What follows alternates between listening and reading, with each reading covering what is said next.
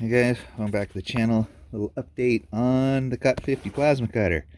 Yeah, I was getting ready to blow out some spot welds on the truck project.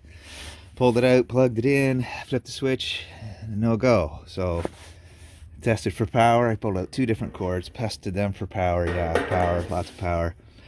So then I tested the incoming side of the circuits here on the switch, which is the bottom. The incoming power, which is this heavy black line in there, plugs in each side of the bottom of the switch.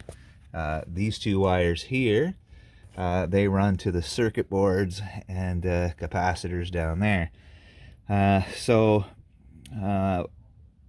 After testing the switch and found out the switch wasn't functioning, I just fudged the two of these together, and now I'm gonna cut those terminals off and put those wire nuts on temporarily till I can figure out where I can get another switch.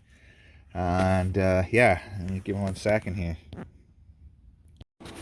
So plugged it in the cord, and you can hear it running.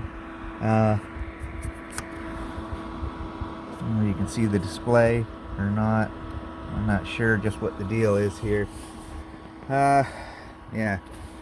First complication I've had with the old Cut 50 here. Yeah, the display's out too, so that's kind of weird.